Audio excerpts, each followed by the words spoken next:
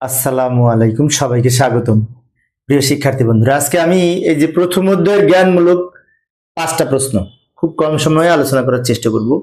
তো পূর্বের ক্লাসে আমি কিন্তু 30 পর্যন্ত 30টা প্রশ্ন আলোচনা করেছি, 5টা করে প্রতিটা ক্লাসে। আশা করি সেই ক্লাসগুলি তোমরা দেখেছো।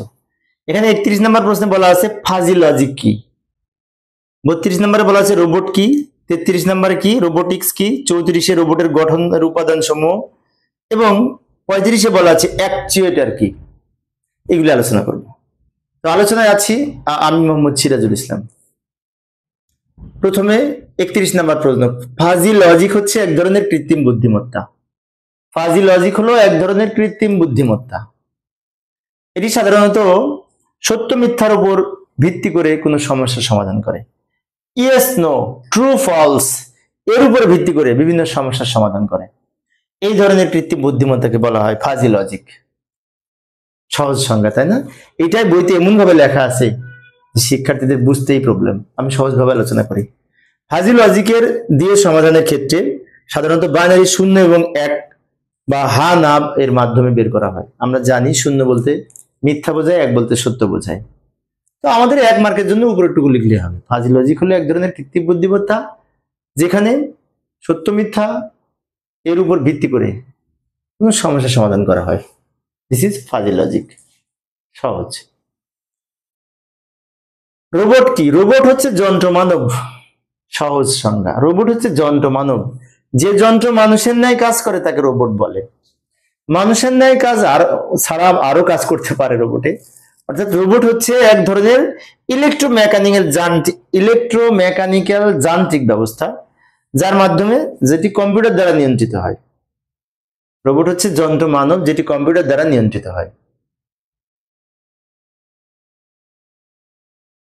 রোবোটিক্স কি? প্রযুক্তির যে শাখা রোবটের গঠন, বৈশিষ্ট্য, নির্মাণ সংক্রান্ত কাজ সম্পাদন করে থাকে। রোবটের গঠন, রোবটের নকশা, রোবটের বৈশিষ্ট্য ইত্যাদি যাবতীয় কাজ সম্পাদন করে তাকে রোবোটিক্স বলে। রোবোটিক্স হচ্ছে রোবট বিজ্ঞান। রোবটের কার্যক্রম, রোবট তৈরির যে কারখানা, যে সিস্টেম, রোবট তৈরির সিস্টেমটা হচ্ছে রোবোটিক্স।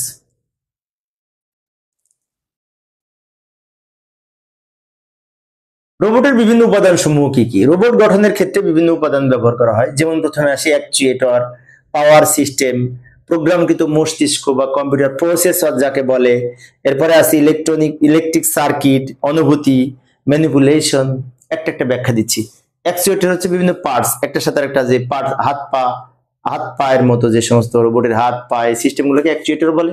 পাওয়ার সিস্টেম হচ্ছে বিদ্যুৎ তো না, ওই রিচার্জেবল ব্যাটারির মাধ্যমে, লেড অ্যাসিড ব্যাটারির মাধ্যমে এই পাওয়ার সিস্টেম দেওয়া হয়। মস্তিষ্ক যেটি প্রসেসর, বিভিন্ন সার্কিট ব্যবহার করা হয়। অনুভূতি বা সেন্সর ব্যবহার করা হয় যার মাধ্যমে রোবট বুঝতে পারে, অনুভব করতে পারে। এবং এই দিক পরিবর্তন করার ক্ষমতাকে ম্যানিপুলেশন বলে। রোবটের বিভিন্ন গঠনের উপাদান সমূহ এইগুলি। অ্যাকচুয়েটর কি? অ্যাকচুয়েটর হচ্ছে রোবটের গঠনের একটি অন্যতম উপাদান। এই যে অ্যাকচুয়েটর হলো এমন এক ধরনের মোটর যা সহজেই ঘোরানো